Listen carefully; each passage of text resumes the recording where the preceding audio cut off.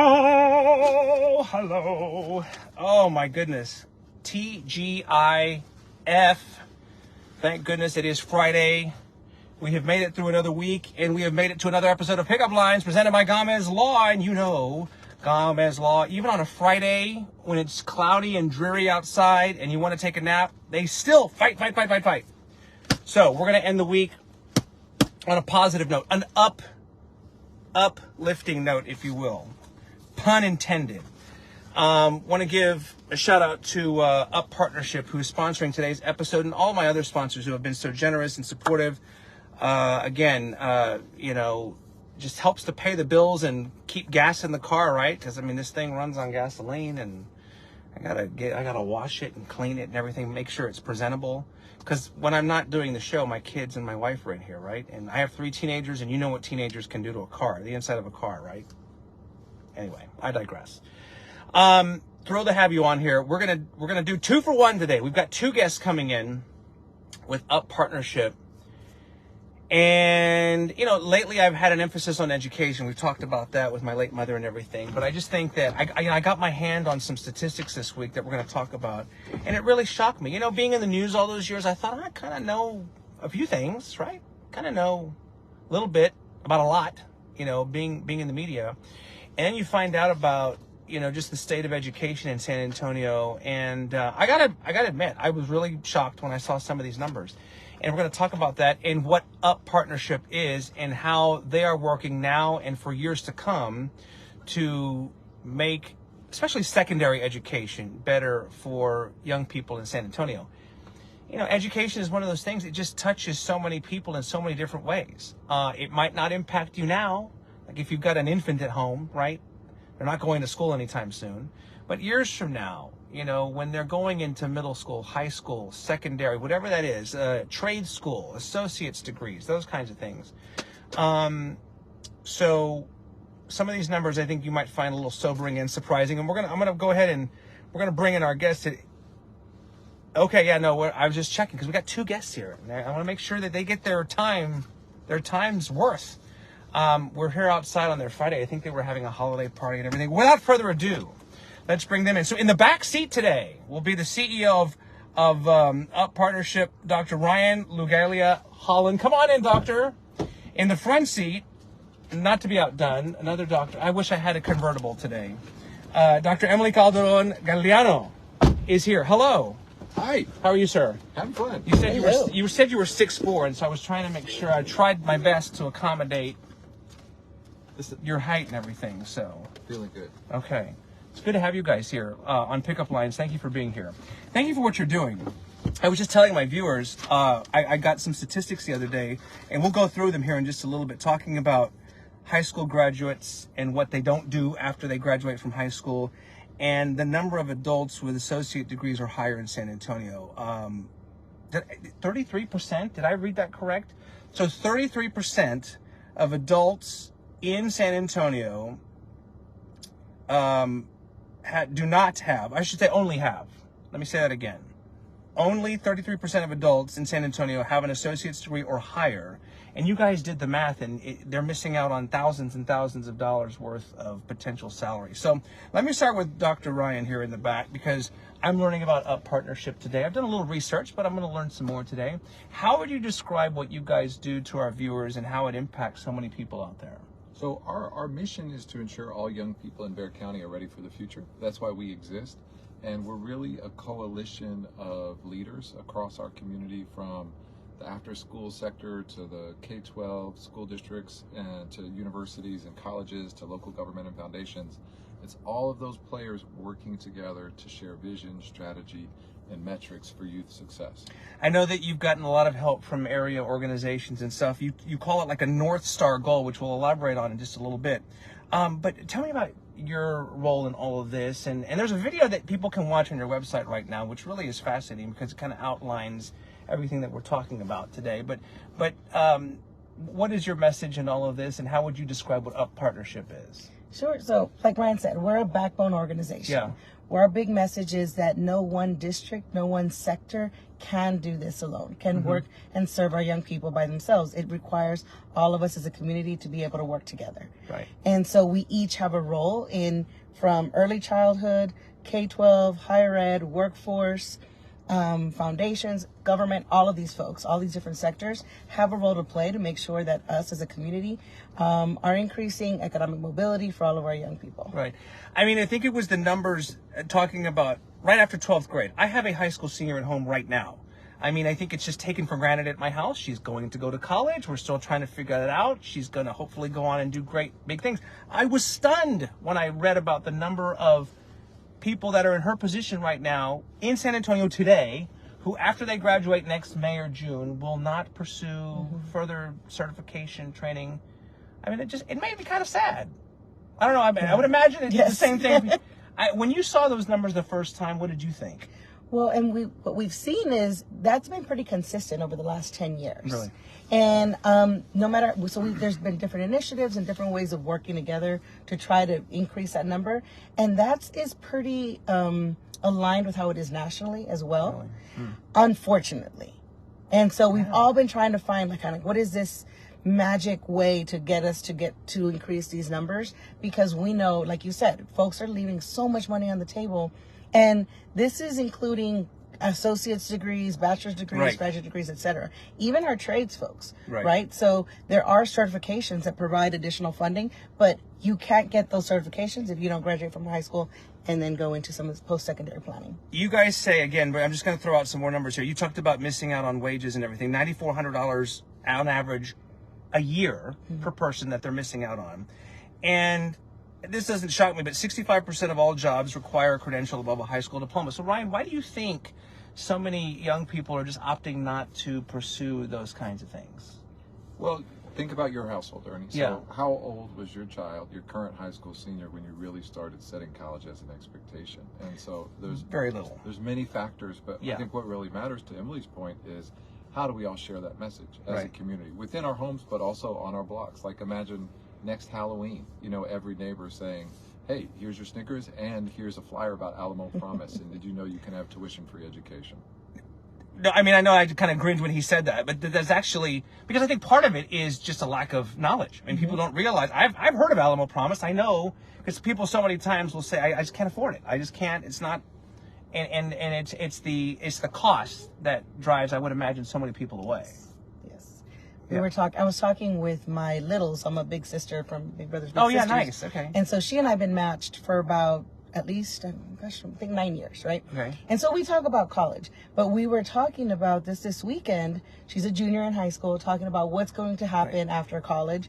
And she had no idea about all these ways that there's money out there to help pursue her higher education. Yes. And that's, going back to what Ryan said, it is the responsibility of every single one of us to talk about what's going on with all the different Promise programs. I think trade schools, and correct me if I'm wrong, I don't know if they got a bad rap in the past, or maybe they weren't as cool and hip and popular, but I know personally some of my, closest friends who have pursued a trade or whatever and have done very, very well for themselves.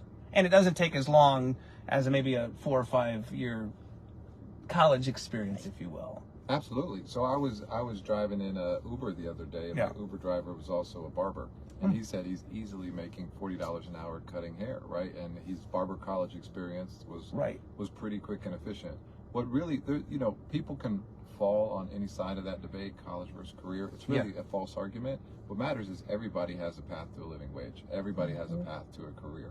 Right. And as long as you are able to see a future for yourself that really feels like a future, and you're not stuck in a grind that you don't believe in, and it's not supporting your family, then we're celebrating. Yeah. When I've done career days, and I love speaking to young people when I can, but I've always told them, I think years ago, maybe it mattered more where you went to college or the specific college in that degree. But I tell them, and Ian, you tell me if I'm wrong, I don't care where you get your degree from. I went to University of Houston, Victoria, and I'm guessing neither one of you can name the mascot. No. Sorry. Because very few people. No. They're the Jaguars. But my point is, very few people know where University of Houston, Victoria is, know what their mascot is, and it doesn't matter. I've got that paper on my wall right now, and that's whether it's a certificate and I'm not trying to get preachy here. I'm just saying I come from a family of educators, and there are statistics. This isn't just saying, well, you get a degree, you can do better. There are statistics here that prove putting in that extra effort and finding ways to make it happen literally will pay off. Right. And then, so one of our big things is that we focus on ensuring that all young people are future ready. And ready for the future, for whatever path it is that they take. Right. So whether it's a 2-year or 4-year, I can say growing up, the plumber had the nicest house in my block. Right. So they make good money. And, but a plumber also needs to know math and reading. And so how do we make sure that they're graduating from high school future ready if that's the path that they're taking? Yeah, I love it. So people are Enrique says, right on, Ernie, trades make good money. I amen to that, brother. If you have a comment, by the way, for either one of our guests here, or just an experience or a story or something, we'd love to hear from you. So I mentioned earlier a North Star goal, and this is something that you've gotten together with leaders from around the area. And is it the year 2030 that you're kind of eyeballing right now? But tell our viewers, Ryan, what is it that you guys are trying to accomplish between now and 2030? So in the next 7 years, we as a community are going to make sure that our post-secondary enrollment rate for high school graduates increases by 20%. Right now, we're at about 50%. We're going to get that to 70%. We're going to do it together.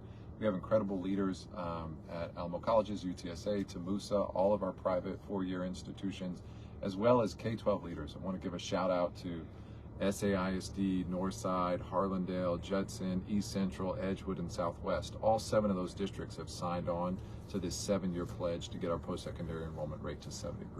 And like to your point, I think one of you said earlier, this is not a West Side thing or an inner city thing or a Northeast ISD thing. I mean, this is everybody. This is all. I'll take it back to our mission. All young people in Bexar County are ready for the future. And Emily's done some really amazing kind of mapping out of, okay, to get to this 2030 goal, where do we need to start and where do we need to focus right now?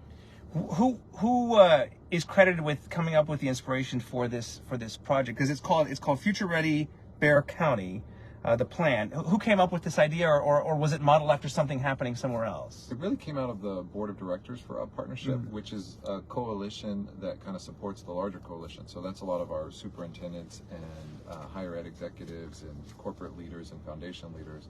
And when the pandemic hit in April of 2020, they came together and said, hey, we're going to make sure that our students don't go back to just business as usual.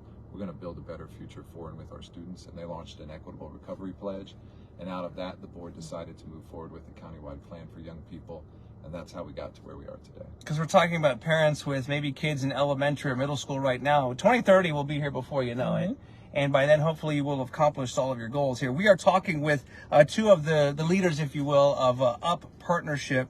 And I know you guys are on Facebook. And this is Dr. Ryan Lugalia-Hollon. Am I? Lugalia-Hollon. Lugalia-Hollon in the back seat.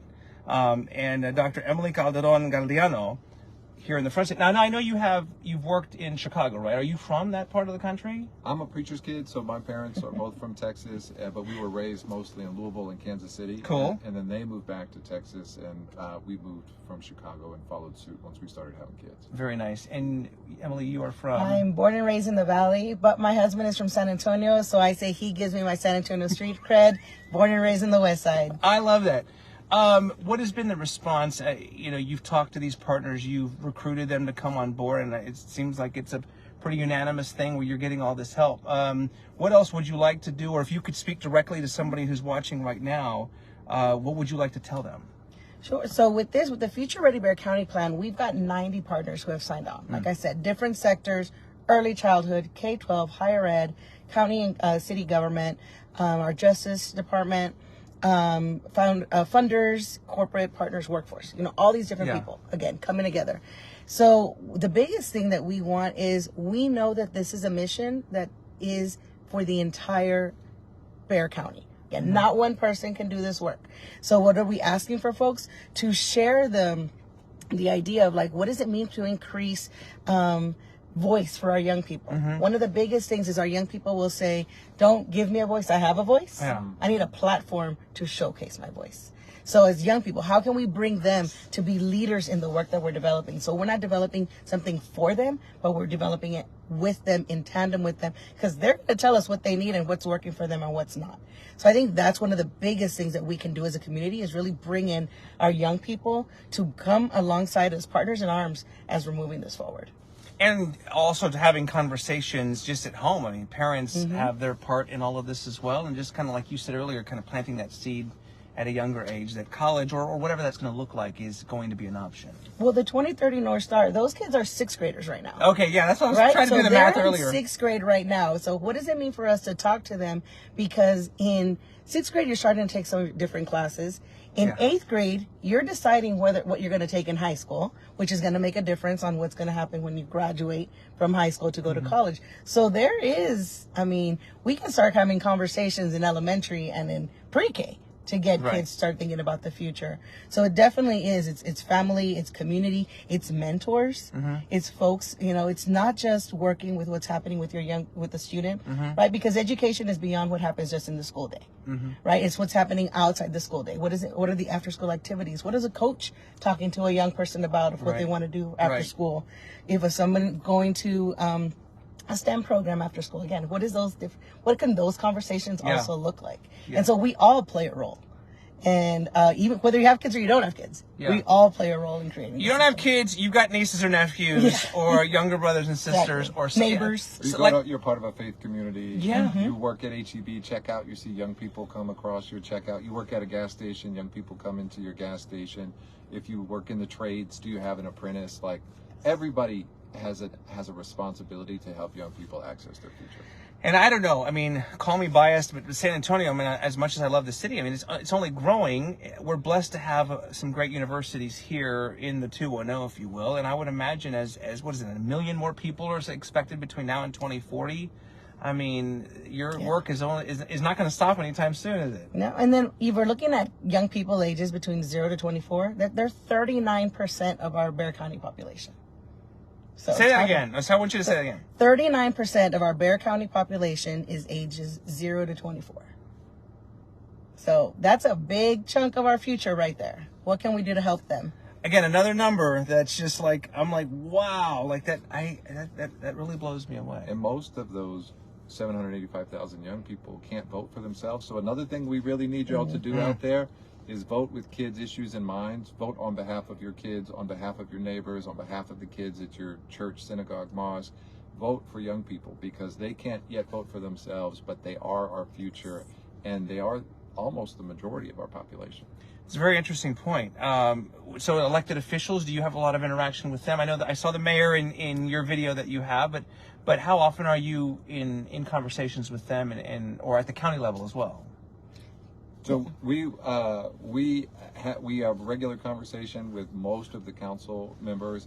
We're building our county relationships more and more. And what I would say to anybody that is active in your district, whether it's council district on the city side or the county side, is we need you to go ahead and reach out to, whether you know them yet or not, reach out to them, introduce them, let them know, hey, we got to prioritize kids. The great news is we have a lot of electeds in our community that know how important children and youth are to our future, but we really have to translate that to a greater percentage of the budget and pass more and more policies that are really thinking not just 2 years out, but 7, 10, 20 years out. Yeah.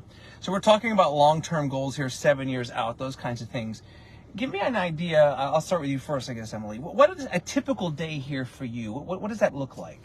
At Up Partnership? Yes. There is no typical day. Wait a minute. What is your Friday going to look like today? Let's talk about that. So because we work with different partners from all different sectors, it requires going to them and working in tandem with our different networks and collaboratives, coming to decisions together, coming to creating opportunities. So at Up Partnership, because we're a backbone, we don't do direct service. So that means we don't work with the kids directly. However, we work with the people who do direct service. So we work with out-of-school time partners. We work with the school districts, the universities, etc. And so we've got different ways. So one of the biggest things as we're pushing forward with the Future Ready Bexar County plan is our three streams of healing, access, and voice. Okay. And so healing is how can we go from punishment to healing? So how do we work with our justice system? How do we work with our opportunity youth? How do we work with our young people who have been pushed out of the education pipeline and bring them back in? Work mental health supports, or folks who are working around that area, because we've seen that was really big, obviously. It's huge. Even before COVID, but it really came to light after COVID, right? The other is access. So how do we increase access to out of school time opportunities for kids, for our young people? How do we increase access to post-secondary by working with partners? We're working with our higher education institutions and our K-12s. How do they communicate? So we're kind of helping be that translator between different systems. And so, because many times an example I always give is, if I can be in a room of 50 people and I ask 50 people to define student success, I'm going to get 50 different definitions of student success. So how do we work together so that we're working on one definition and moving towards that goal? And then the other is voice. We're talking about increasing students' voice, going from isolation to actually bringing part of this in the voice. And so we say, if our young people have healing, access, and voice, then we can have equity. And they have equity within the system and the systems that we're trying to build, again, to develop their future. So our regular traditional day up is phone calls, meetings, policy, going to site visits with our partners, bringing people together. Let's do some technical capacity building. Let's talk data. You know, we love good data. We love numbers. I mean, seriously, there's a lot of numbers to crunch. So as a CEO, Ryan, I mean, is it a lot of the same kind of stuff that Emily was just saying, or what would your Friday look like today? So, I mean, it's really our board established a theory of change, which is that we believe by ensuring strategic community-wide alignment, each and every young person in Bexar County can be ready for the future. Those are heavy words, strategic community-wide alignment. Right. In practice, that means, does Ernie know what Emily's doing? Does Emily know what's Ryan doing? Are we actually in agreement about the path forward? And so when we think about the 785,000 young people in our county and everybody that affects their lives and can and should affect their lives, how do we get more and more of those people working in agreement and working in alignment? So as CEO, I really focus on, is our board, funders, staff, and partners aligned? Are we all pushing in the same direction? And that shows up different ways on different days, but it all comes back to driving forward in alignment. How rewarding is this work for you? Oh, it's incredible. Yeah, like the greatest thing in the world is to be in community with other people who are seeking to support a better future, and that's what we get to do every day. I saw you smile when he was saying that. Yeah, I mean, this is life-changing work for us. I mean, it feeds our soul, but I think it's also knowing that we can help make this world a better place for our young people. But it's not unrealistic. Like you say, it's life-changing work. Like quite literally, when you talk about the difference in lost wages and stuff that certificate or that extra year or two of education can make. I mean, it's quite literally, a life-changing stuff. The average person watching this right now, or a parent who might be watching this that just needs help or maybe a little guidance, they have the right intentions, but maybe they're just not getting through to their young person. Like, what can they do, or is that something you can help them with as well? Yeah, they can definitely reach out. We've got, like I said, 90 partners, different folks who are there working, and you can come to the UP Partnership website. There's data there that can help inform some of that. But then we've got tons of people throughout the community who are here to engage and support and to provide young people services, again, at early childhood, middle school, high school, even in post-secondary, because nobody can do it by themselves, right? So lean on us, ask the questions. We want people to get involved. And what's super exciting, I mean, we're about how we're moving forward in these next 7 years is this next phase of the Future Ready work, right? So we just announced we've got $114 million that's coming to the county so that we can focus on youth and so that we can focus on ensuring that all of our young people are future ready. And this is money that's going to the community. 80% of that money is going back to the community. And so thinking about that, thinking about what, if a parent, call me. I mean, we're on the website, right? Call any of us. Come and reach out to us. And then, and we've got all of our partners also listed on the website, which is fantastic. You can reach out to any of them, and they can also provide additional resources for young people. Yeah. So you got your doctorate and everything, a lot of education. Was that always in the cards for you, or who inspired you to do all of that? So my parents, my mom is a college student, but she was a migrant worker. My dad is she's originally from Mexico. My dad's from El Salvador and has an 8th grade education, right? So when you going to college was going to be a part of it. I never thought master's in doc was going to be anything. And so I do give kudos to a professor in undergrad who would call me Dr. Calderon because he said, I see that in your future. Wow. And so then he's like, I want you to get used to people calling you that. I thought I was going to go pre-med. And then when I dropped it, and then my dad's like, what are you going to do? Because, being a good Latina daughter, business, law, medicine, that's what I'm supposed to be doing. And then when I got my doctorate, I told Dad, I'm like, I still became a doctor. Right. But it was the idea, like I said, I'm originally from the Valley. I left to go to college, came back and seen the differences that existed even in the Valley for our different, for just our different communities. That is kind of what started it for me. And again, I wanted to do what I can to make the world a better place. And so far, so good. Now, were you ever going to go into preaching as well? I mean, some could argue you're preaching the gospel of education right now, but to follow in your family's footsteps, was that something you had ever thought about doing? It's really about how do you build community that's willing to work together in belief of a greater future. And for me, there's deep connection between what I saw my parents do and what I do every day. And what I would say to anyone out there that may be struggling with a young person in your life, to Emily's point, like reach out to our partners, reach out to join a Girl Scout troop, a Boy Scout troop, become a mentor, or request a mentor or volunteer, find out the after school programs at your school. Find the guidance counselor at your school district or school network, all of those things. But if it's just you and that young person, there are 5 things backed by research that we really promote through a partnership. And it's, are you expressing care to that young person? Do they know you care? Are you providing concrete support? Are you expanding possibilities? Are you challenging their growth the way Emily's professor did in college and said, hey, Dr. Emily, I'm challenging your growth. And to Emily's point about voice, are you sharing power? Are you really listening? So when you think about where our relationships with young people get stuck, it often comes back to one of those 5 things. So we can all just do a scan, like how am I doing on expressing care, providing support, sharing power, expanding possibilities, and challenging growth. And that's something all of us can own. I love it. And I can just visualize that professor you were saying. It was such a simple gesture, just to refer to you as Dr. Calderon. And here we are now.